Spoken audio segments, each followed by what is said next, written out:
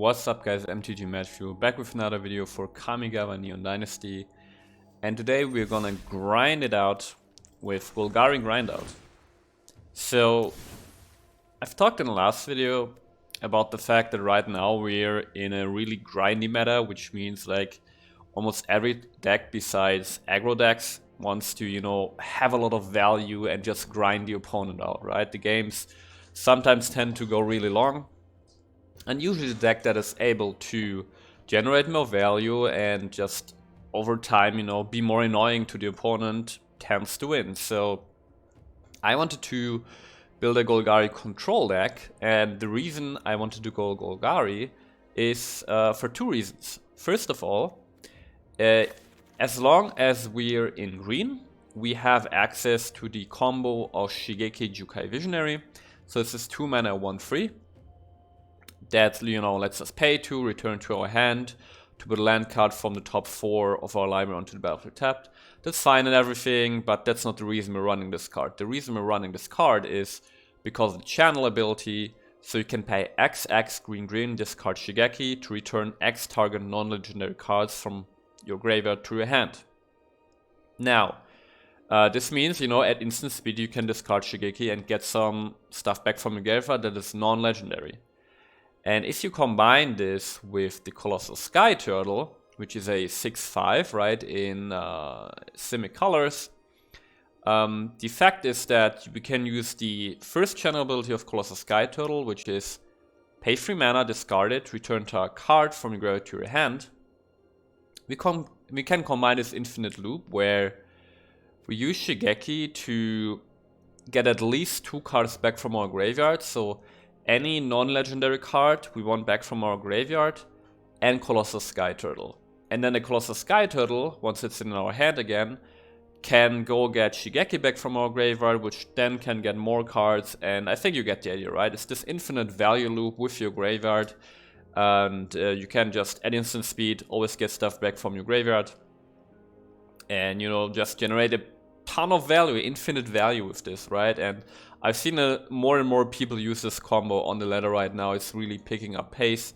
So that's the first reason I wanted to go Golgari. And the second reason was that I just wanted to, use this card, Invoke Despair, because I think it's just such a cool card, right? It's 5 mana from the Invoke cycle, so 1 generic mana on 4 black mana. It's a sorcery and target opponent sacrifice a creature. If they can, they lose life and you draw a card. Then repeat this process for an enchantment and a planeswalker. So this card is just the definition of grinding your opponent out if you can cast it multiple times, right? Because your opponent either has to sacrifice stuff or he loses life and you draw cards. And you draw cards, so you draw into more stuff that's annoying.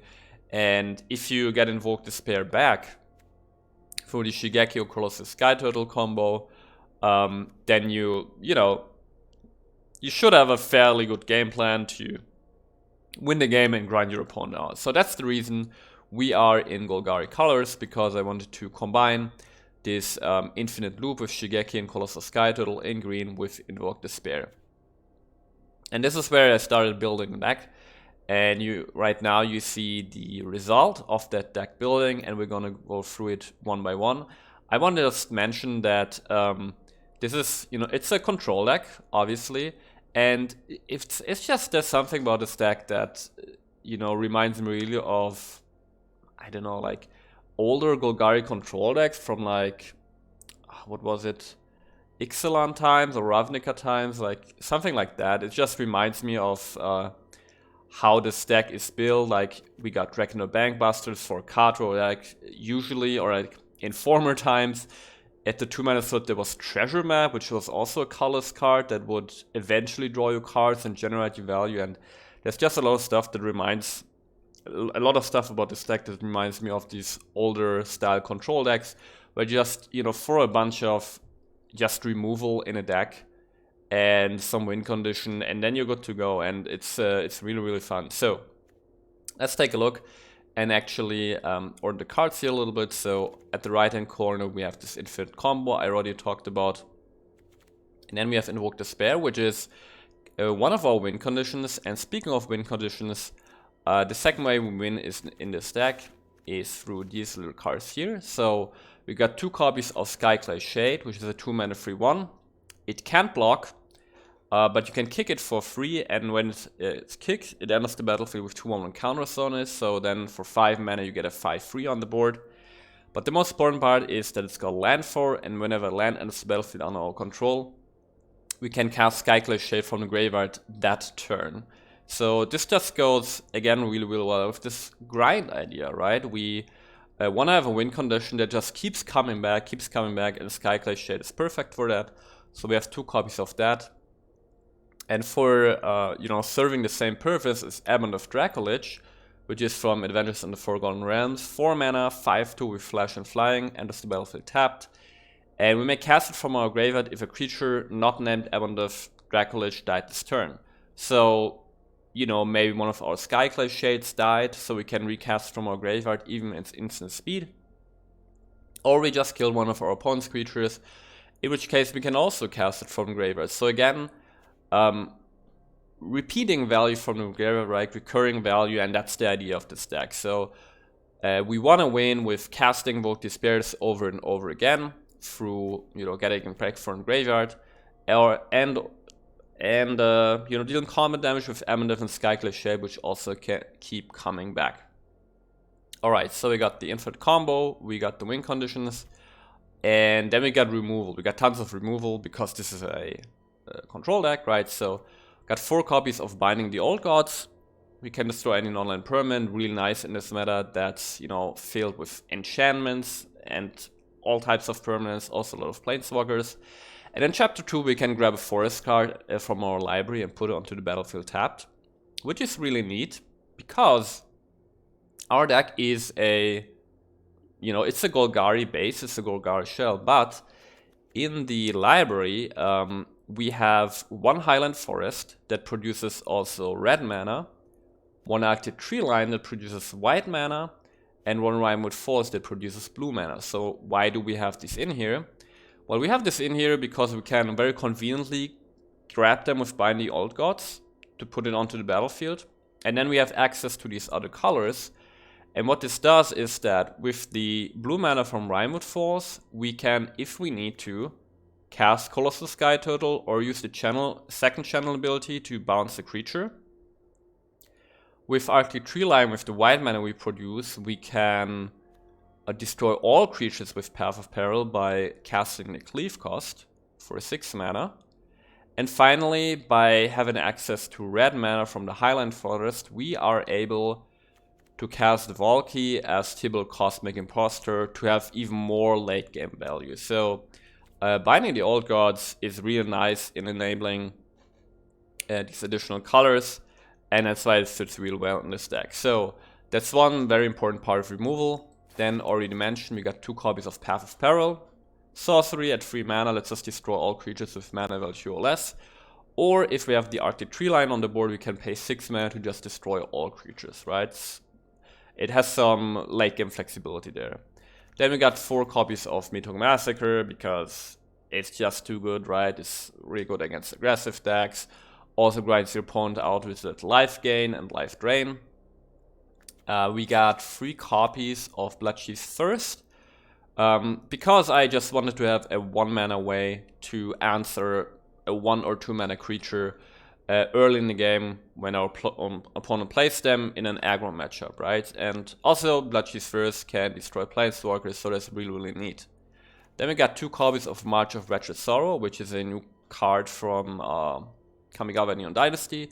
We can pay X in a black to deal X damage to target creature or planeswalker and gain X life. So the longer the game goes on, the more mana we can put into this, and the more life we can gain out of this, right? Again, I think you get the idea. It's all about grinding. It's all about getting value, outvaluing your opponent and winning that way.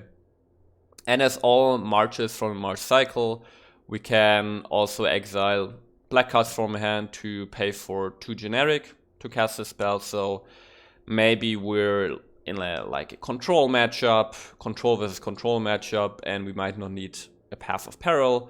Then we can use it to exile it and to deal even more damage and gain even more life. And then the last remaining cards here are just good stuff, more or less. So we got 2 copies of Dig Up, helps us find land in the early game to smooth our land draws. And later in the game we can pay the cleave cost for 4 mana and get any card out of our library, which is really, really cool. So some building flexibility there. 2 copies of Valky, God of Lies. Again, it's just a late game bomb, right? Intibble Cosmic Imposter that can just draw us basically 2 cards each turn, or just also exile an artifact or creature. And in the early game, for example, like against mono green, mono white, we might just play a Valky, God of Lies as a 2-drop to, you know, steal a creature card from our opponent's hand, and maybe this way make their, you know, mess up the curve a little bit. And then finally we got 4 copies of Ragnar Bankbuster, mainly for the card draw, but the neat thing is it crews for free, which means that our Skyclave Shades can crew it. So we also use it as an attacker. It's our main source of card draw here, so really important. And then finally 2 copies of Go Blank, because, you know, other decks in the meta have caught up to the Shigeki and Colossal Sky Turtle Infinite combo. So it's good to have removal for your opponent's graveyard, and also target play discards 2 cards. We can also get Go Blank back from the graveyard with Sky Turtle with Shigeki. And, you know, if you force your opponent to discard 2 cards every turn, you know, soon he's going to run out of value. So that's just, it's a nice tech card, but combined with this infinite combo is just also, yeah, just a real powerful way of grinding your opponent out. And that's the deck. You know, nothing fancy in the land base apart from the dual lands you can snatch with Binding the Old Gods. So really had fun playing this deck because it feels really, really old school. And yeah, hope you guys enjoyed the video, and I see you guys soon. Okay. Opponent goes first. We have a Meathook Massacre and a Shigeki. I think we keep it, because in this position we can play Shigeki on 2. But now we also got a Path of Pharaoh. Can play Shigeki on 2 to, you know, ramp a little bit. I think that's completely fine.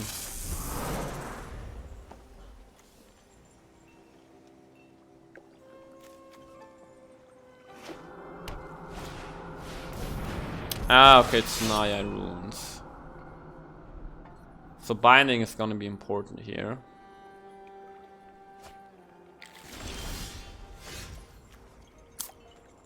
Fortunately, Bloodchief's Spirit doesn't kill the champion. So, opponent's gonna play a bunch of runes here. We're going to block and then activate Shigeki.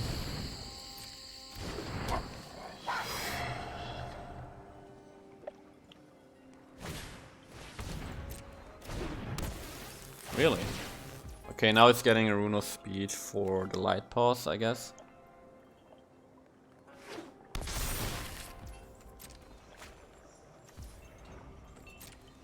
Okay. Huh.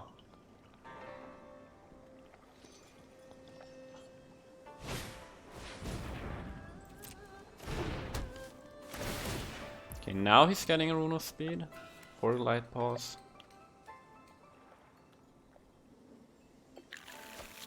What? What was that? I wonder if I should even block it. Yeah, we should block. And, you know, just get the Shigeki value. Otherwise we don't use our mana.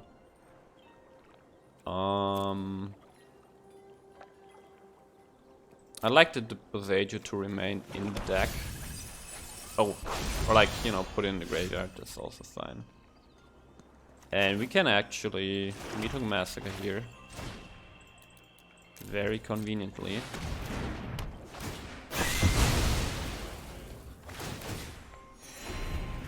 That was weird.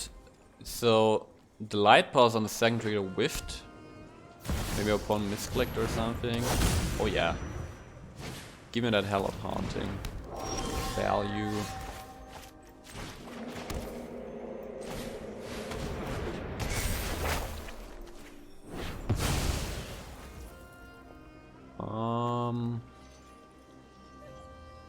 I think we keep Shigeki in hand, and we also keep the Blood Cheese first. But this is going really, really well.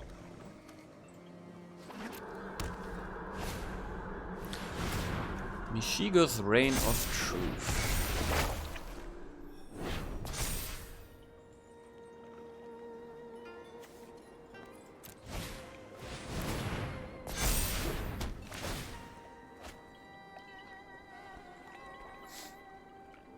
So I hope our opponent plays something else here, like another creature, because then we could Path of Peril for some more value.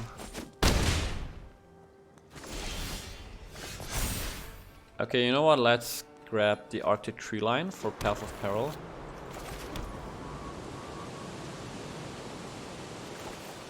Yeah, I'm just gonna first here. I could have done this last turn, but you know, if he had played more creatures, we could have done Path of Peril and gotten more value that way. So it's just all about value. Value, value, value. Opponent also understands that, so... Showdown. So now Path is gonna come in really handy. And we already got the infinite combo in hand with Shigeki and Sky Turtle.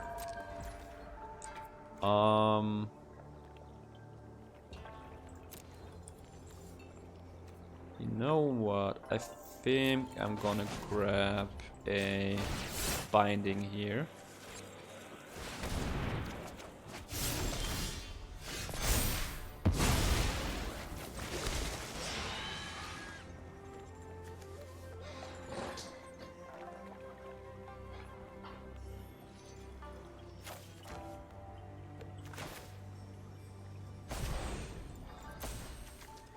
He's gonna cast the champion. I think if he casts the champion, gets a bunch of auras, this is gonna be too much damage, so let's cast the Path. Get rid of those visitors. And there's really no need to remove anything. Well, I guess we could remove the portrait, because it's gonna become a creature, right? Also, this way we can grab the red dual land with binding, and then if we draw a Valky, we can cast it as a Tybalt. Yeah, rune of speed. Oh, this also gets runes from graveyard. Oh, I see. Okay.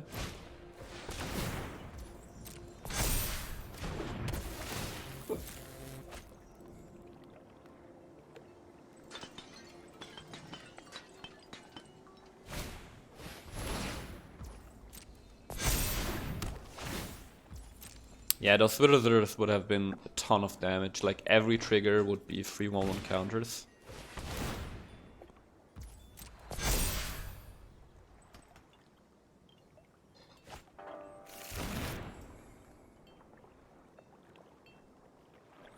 So we're slowly running out of cards here, but we got Shigeki, so we can get all those cards back.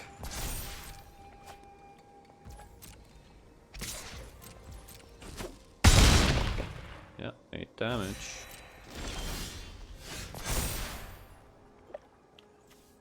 So could also use Blood Chiefs first here. I think that's better in case he draws into a Hallowed Haunting. That's what it's called, right? Yeah, Hallowed Haunting. And I'm not going to use Shigeki here because you only have 5 mana. So with Shigeki you always want to get at least 2 cards back. One card being the Colossal Sky Turtle, so you can get Shigeki back.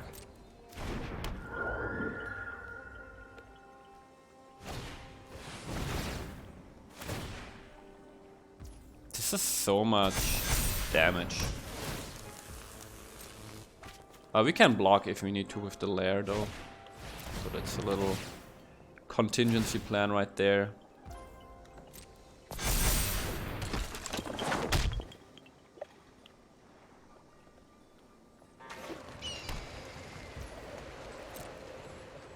Yeah, we can take 6 damage, it's fine.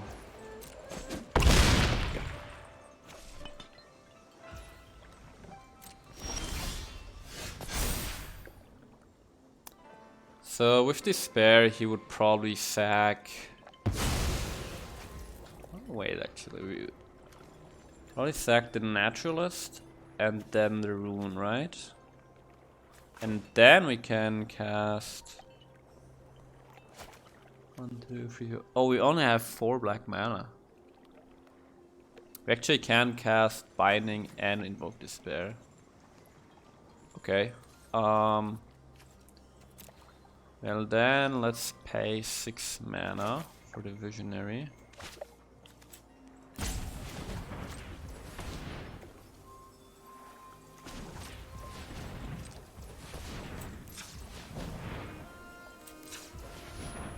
Right, so we go X equals 2.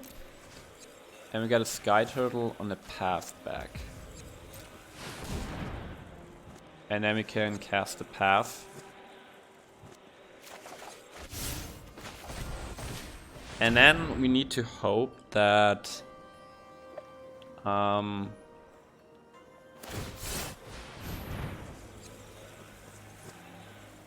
guess that's, well, I mean it's not great, but it's gonna be a 1/1 again.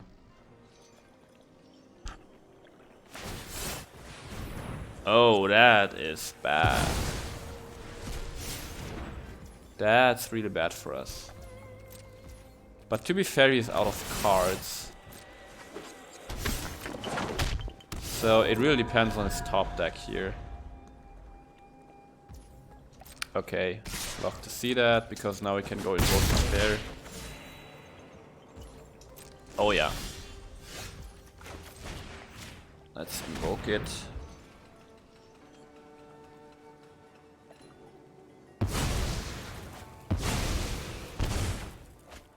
Oh, March of Retrosaur is sick here. Okay, let's just pass. And we want to start, you know, trying to win the game now. We do have a Lair, which we can make really big. So now we get the Shigeki back.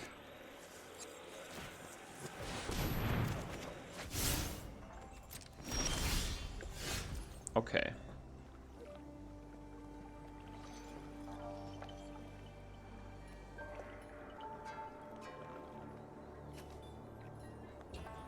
I think the correct thing here is to just pass, so that we have a March open in case, you know, some hasty stuff occurs.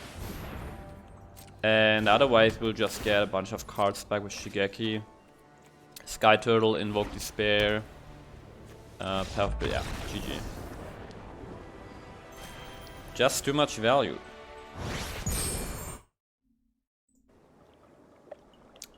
Yeah, this looks fine. Early removal, gotta go blank.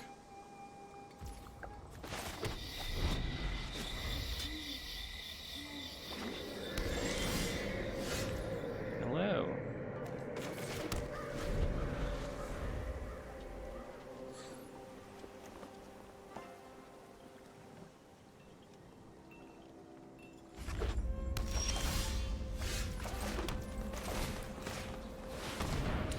Let's go blank.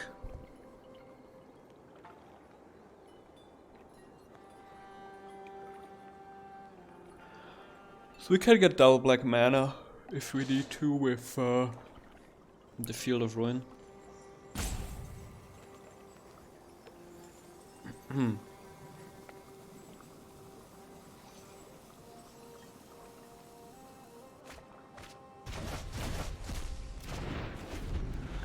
Guardian of Faith. Huh. Interesting. Ooh, Juicy Cave. So just go blank again. Didn't draw a land, so we're not really in need to find a second black mana. And our opponent can attack with the cave next turn anyway.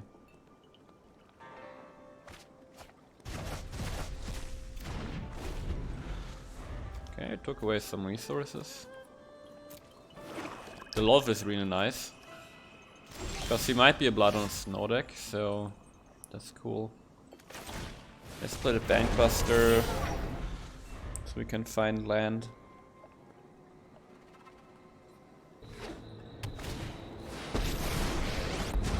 Find land, we need a second like mana. Or we can just march, sorry. With another black banner we can just kill this.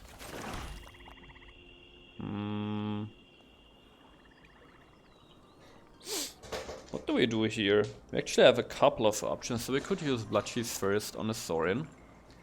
We could also use March, but I'd rather use March for the cave. Then again we got Field for the cave. Or we can just pass and then play Abendeth. I actually like Abendeth the most here. Sure, opponent gets to draw a card with Saurian. But getting a creature on the board I think is pretty valuable. You wish to know my secrets? Very well. It's actually fine. That's what I wanted to see. I wanted to see him use up his soul mana, attack so he doesn't have a blocker, and then we got Abendeth to kill the Saurian. Okay, that's the land. Let's kill Saurian first. Darkness, I return.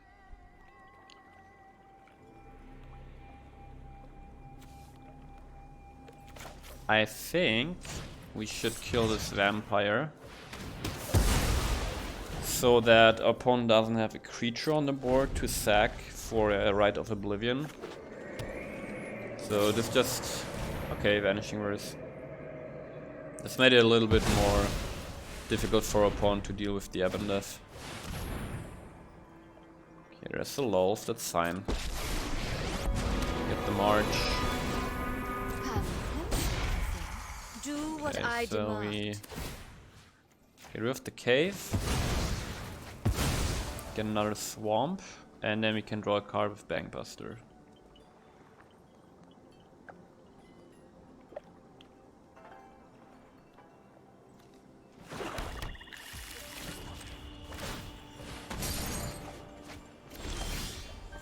Very nice.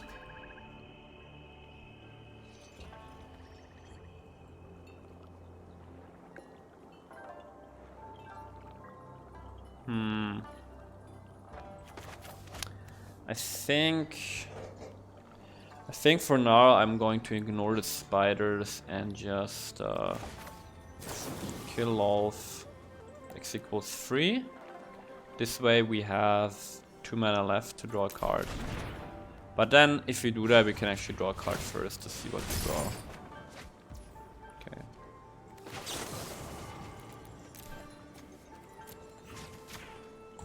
Gain a bunch of life. I am merely delayed, not defeated. So binding the Old Gods would be really nice here. Because this way we could find our red mana for Valky.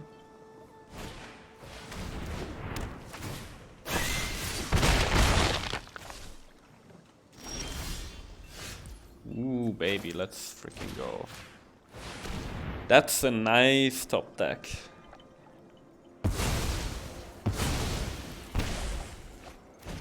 We're gonna march, that's cool.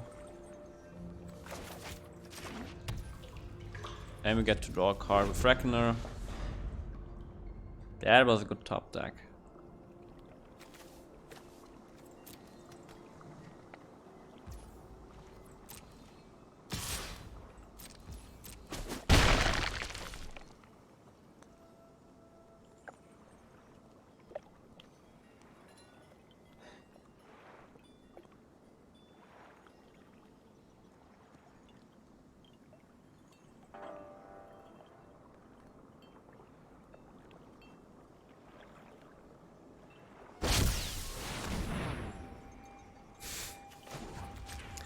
I was actually thinking that it's probably Starnheim Unleashed, so okay.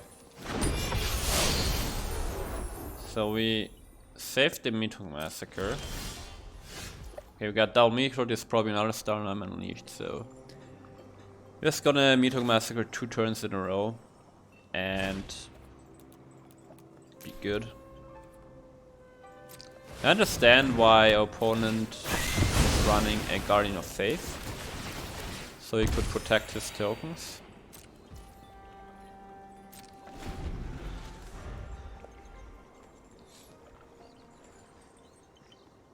Come on, unleash Starnheim again. Yeah, I used to love this card. Yeah, that's fine. And there's another Bankbuster.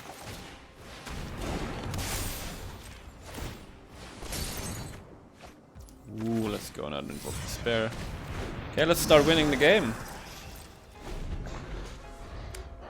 The grinding out worked.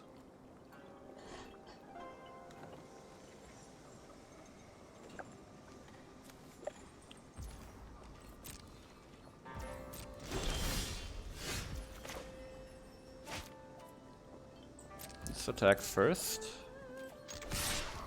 See if there are any responses.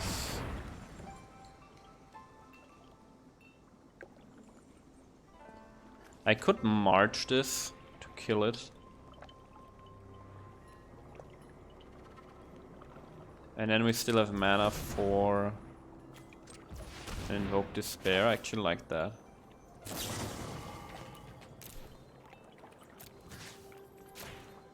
Right? We still have mana for Invoke Despair, yeah.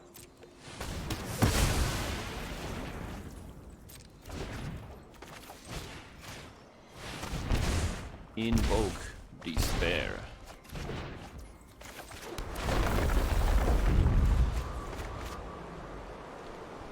This way you still have access to the Skyclay Shade. Oh man, this is working so well. Like, our opponent's just out of cards. And we just have value, value, value.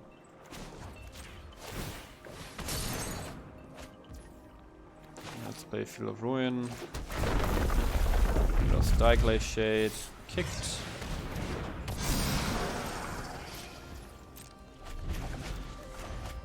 So I wonder if this is another Starnheim Unleashed. Probably is, right?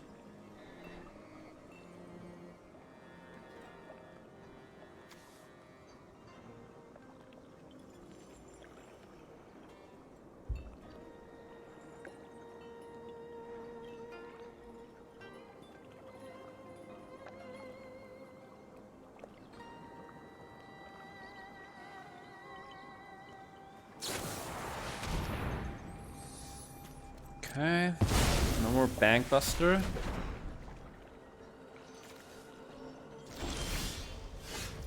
Okay, Hive is really nice. One more pressure. So we see if Skyclad just wins us the game here. Could very well be the case. We'll just keep our Valkyries here.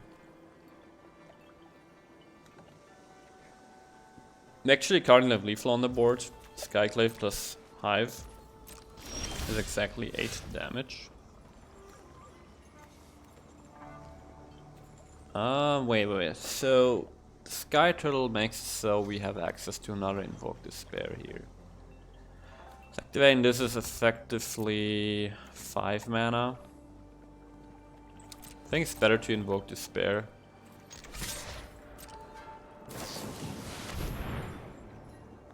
Yeah, okay.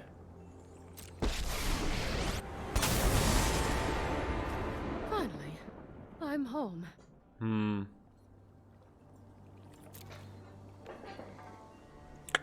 I don't know what to do.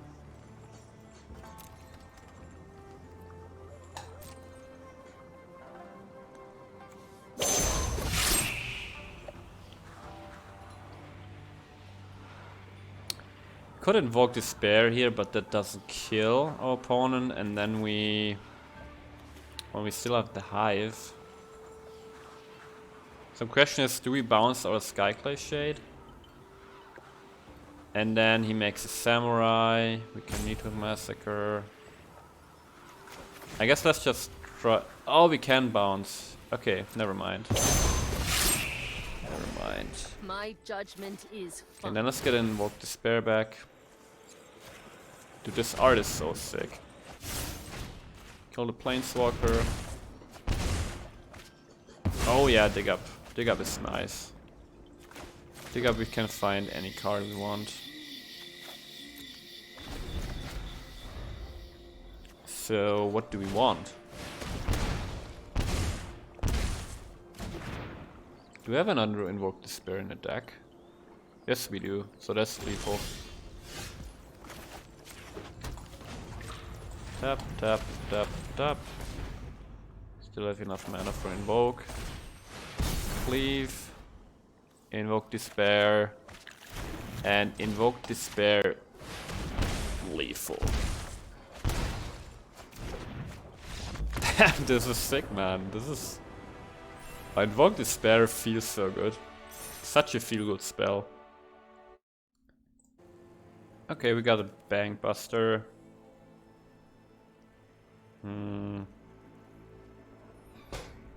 Actually, don't have any early game removal.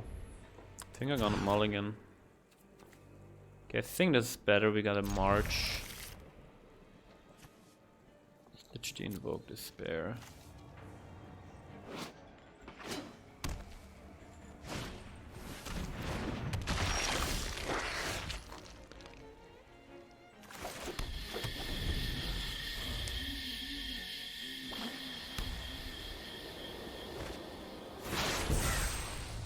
Another Foretell.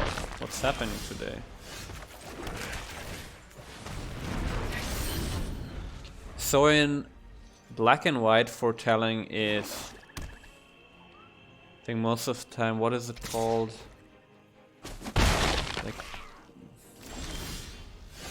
something about blood and a cup. So this 3-mana spell you can foretell, and for 2 mana I think you can kill a creature and scry 2. Something like that.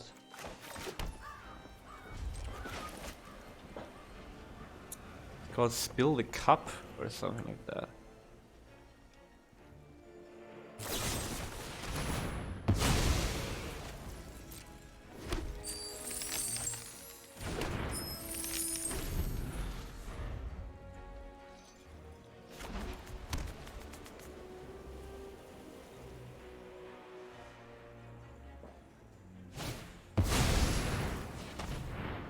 Okay. Are you enraptured So we're by gonna my Binding Lolth. Or do you fear? And maybe want to try to find a Meathook My Massacre. power is for annihilation.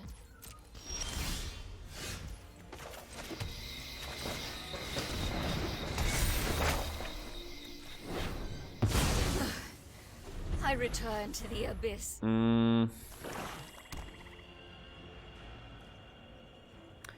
I think in this matchup we want to grab the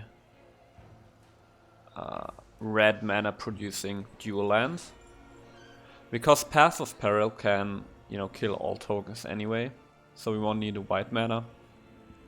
And Valky can, you know, just really give us some value. Okay, that's problematic. There's a Meathook Massacre, that's good. Let's get the Highland Forest.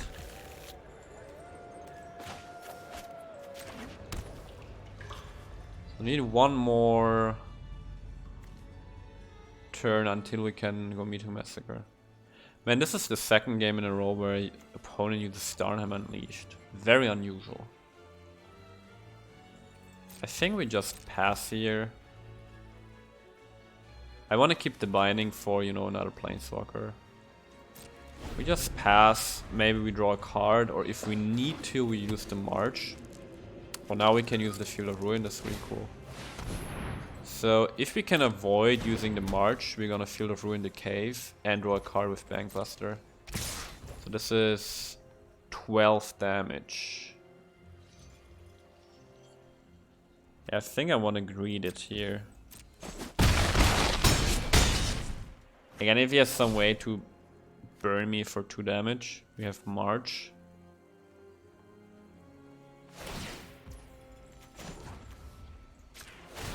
Let's kill the cave. There's no follow-up. and then we draw a card, and then we Mito Massacre. Now, if this opponent also has a Guardian of Faith to phase out his creatures, then, you know, bravo, you're the better Magic player. I accept that. Totally accept that. So an X equals 4.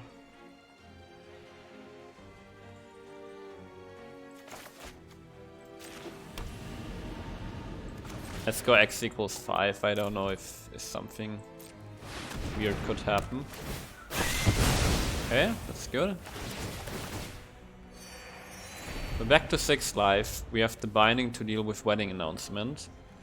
And we have March to deal with Hive.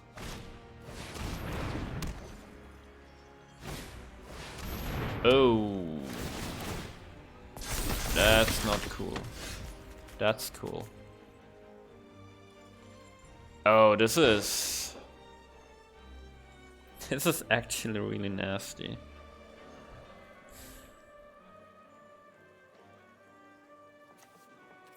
If we play Binding, we only have 3 mana left. It is not enough to kill the Hive with March. Could Mito Massacre, but there are more tokens coming. I think our best bet for now is draw a card, make a treasure token, make a 1/1. Go blank is not really helping.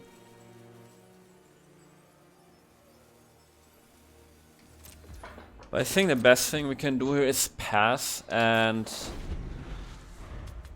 the opponent is probably going to activate Hive, which we then kill with March, and then the turn after we can use Mito Massacre again.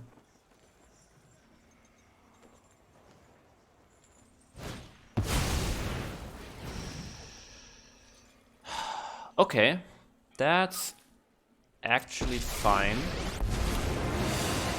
Because we have March, but we also have Abendeth. Let fire rage within your heart. Really? Guess our opponent needs card draw. Huh? And away you go. Okay, that's actually really good for us.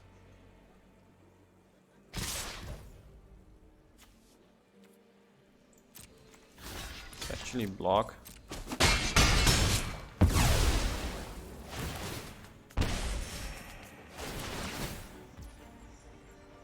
Okay, let's slash in Abendeth.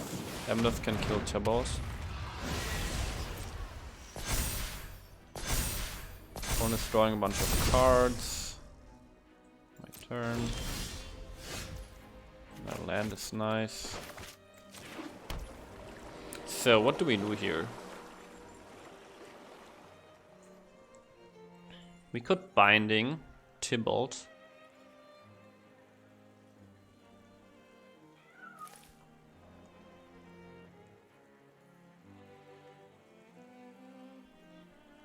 Or we could just attack it. We just attack Tibalt, or we could also March of Wretched Sorrow Tibalt.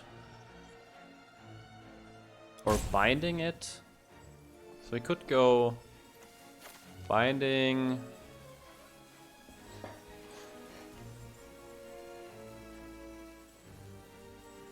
I think we want to the best thing is let's get rid of Tibalt and just cast a big March on the Hive to gain a bunch of life back. And I mean, after this turn, these Wedding Announcements won't be producing any tokens anymore. They're still anthems, so they are annoying, but the problem is the creatures on the board, right? The anthem is not a problem per se.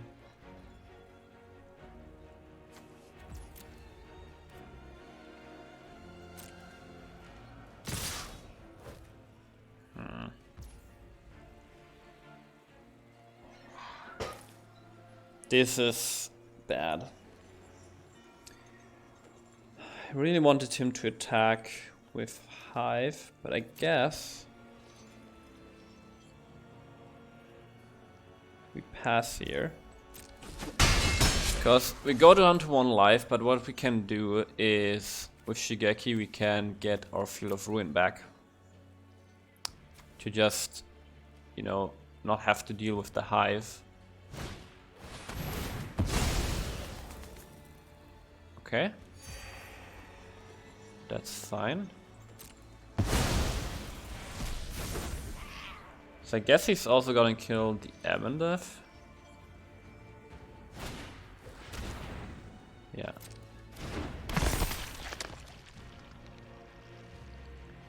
I actually don't care about Abendev.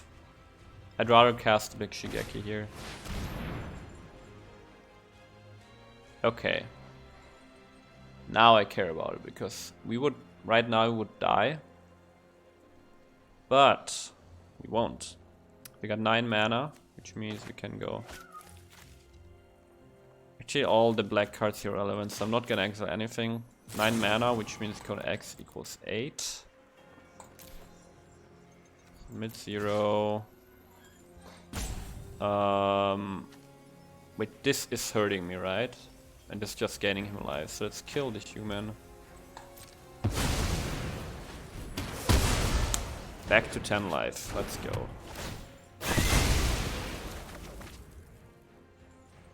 And now with Shigeki we can get our Field of Ruin back to deal with the Hive of the Ire Tyrant. Okay. We're still in this. Still in this. Key opponent is drawing 2 more cards, but now he's more or less out of winning announcements, so that's good. There's a Sky Turtle, fantastic. Which means we don't have to cast Shigeki. So let's not. And let's just get a Field of Ruin. So now we can deal with the Hive.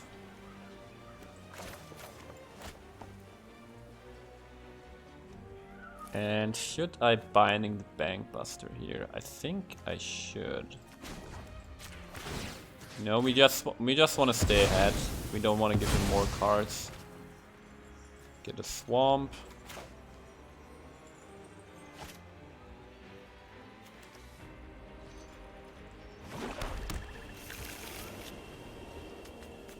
We could also, actually, you know what, let's go blank here.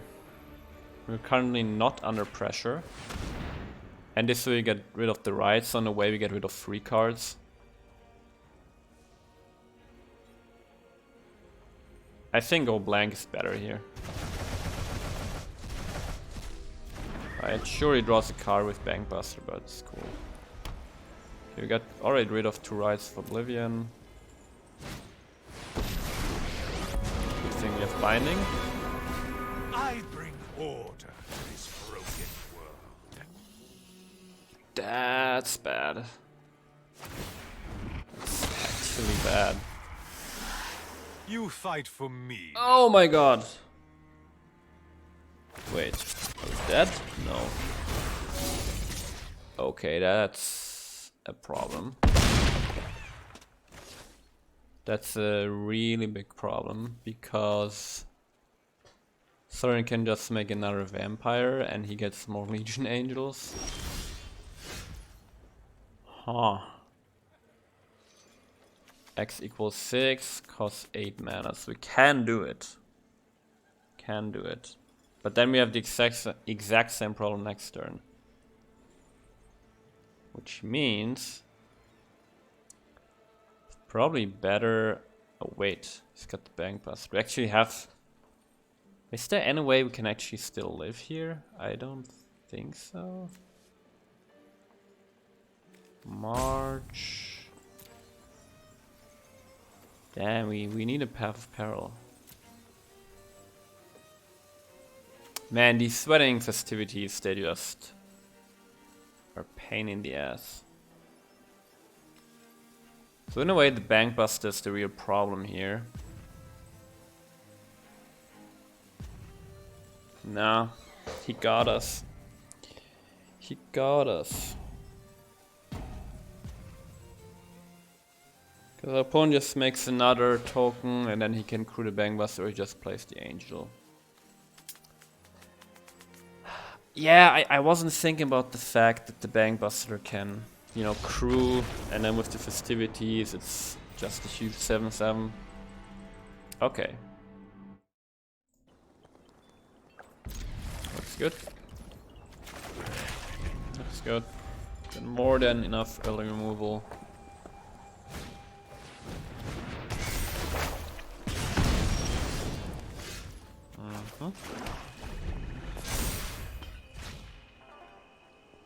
We're gonna need it. We're up against mono red here.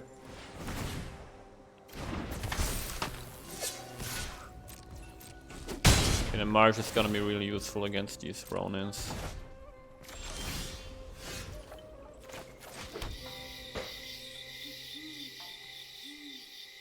So let's think. The March can kill the Ronin or the Kumano. But not much, and this gets better the longer the game goes on, so I think it's fine to cast Go Blank here, and you just strip our opponent from some resources. The longer we hold back March of Wretched Sorrow, the more life we're gonna get with it. Okay.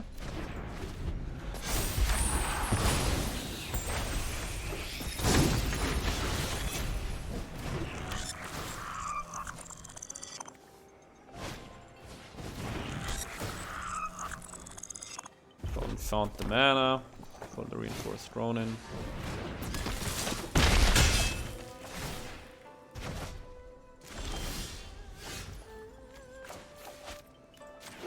Okay, we're already down to 12, but you know, let's keep in mind that we actually need to build our advantage somehow. So let's play the Bankbuster instead of holding back the March. And again, March is just gonna get better and better over time. Okay.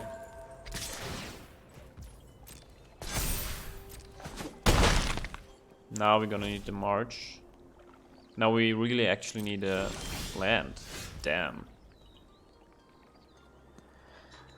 That's really bad. Damn. Okay, that was a misplay with the Bankbuster. I should have thought about Raiju. Let's try to find a land. Oh, that hurts so much. That... Oh man, that was a big mistake. And I'm dead. Ah! Okay, I need to be more careful with mono red. Okay, let's try to finish.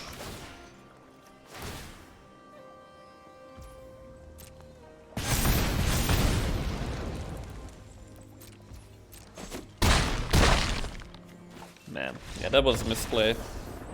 Should have felt the March for a Raiju. Nah. Yes, this is good.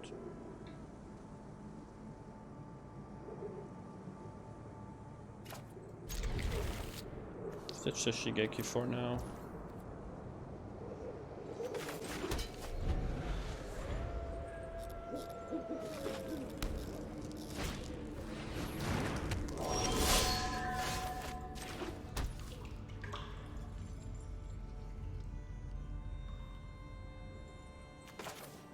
No, let's play Shigeki. Good blocker against Usher. And next turn we can play Dig Up, get a land. Or not, you know. Gonna get a land and then we're gonna block with Shigeki afterwards.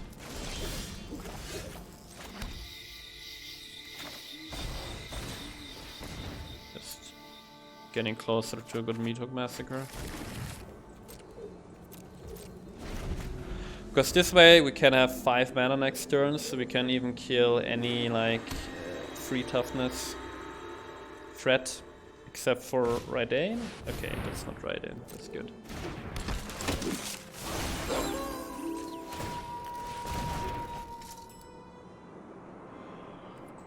Oh, why? Why? Come on, buff the aspirant. Yes! Yes, okay. Okay, we didn't get a land, but our pawn still got us goodie here.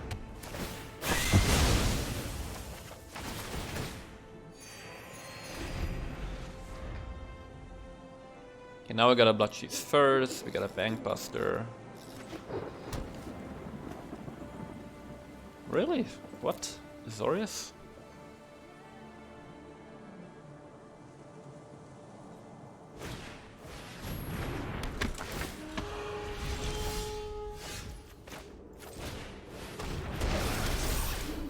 I'm just gonna draw a card here, see if we can hit our land drop.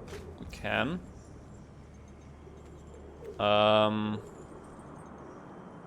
But we actually might need it for the cave, so let's not use the Boseiju here.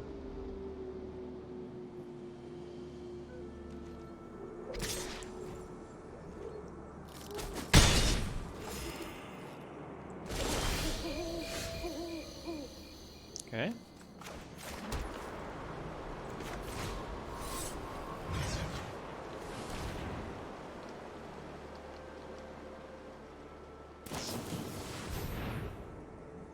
Huh.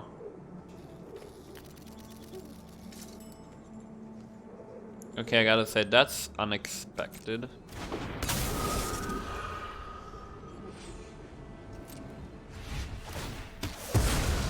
Oh, I think he messed up. Yeah.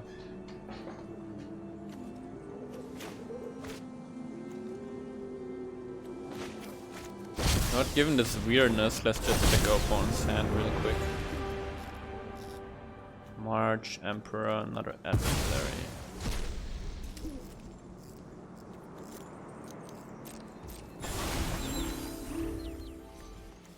Alright, we can still play Boseiju because Valky is just Valky is a legendary creature.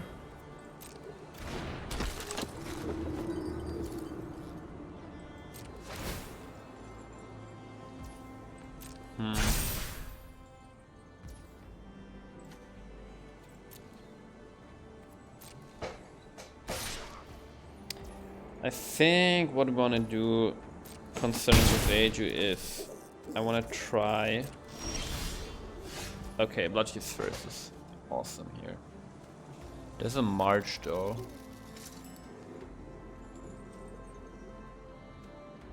This is tricky. I think, you know what, let's force him to use his March.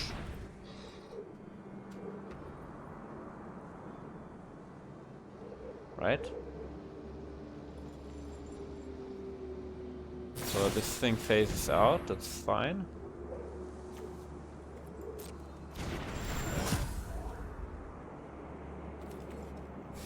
And then we can draw a card or something. Huh.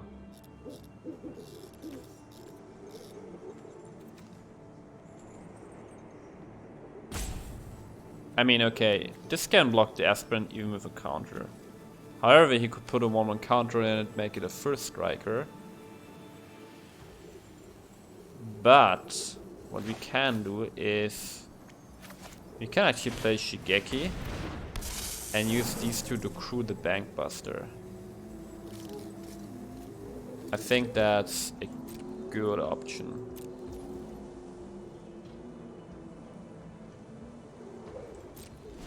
Also, we can actually pay mana to make Valky, turn Valky into the intrepid adversary, but we rather wanna draw a card with Bank Buster. Okay.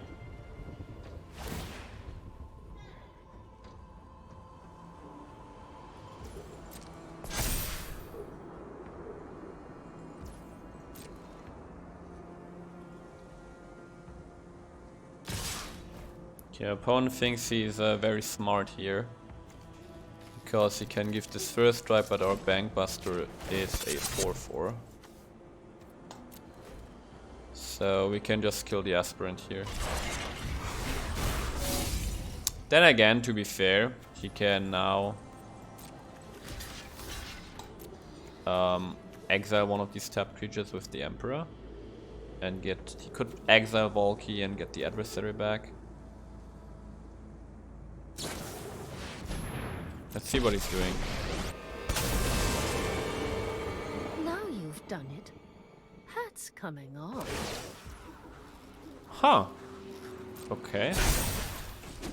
Yeah, I think our opponent just How we wants greet our us to enemies. raise us here. Now what's cool is Valky can get lifelink, right? Because of the adversary. Ooh, what a draw. What draws?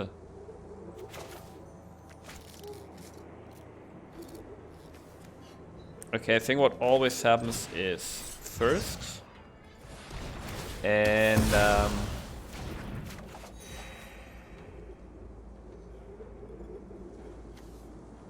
can just kill the Emperor, and I think then we wanna kill the Emperor with Bankbuster. The reason I'm doing it like this is so that we got Boseiju ready in case our opponent top decks land. But even if he does, we just take 3 damage. Well, let's just cast Abendeath, and now we're starting. Hey guys, we won the last game, Arena crash, but yeah, hope you guys enjoyed the video, and I see you guys soon.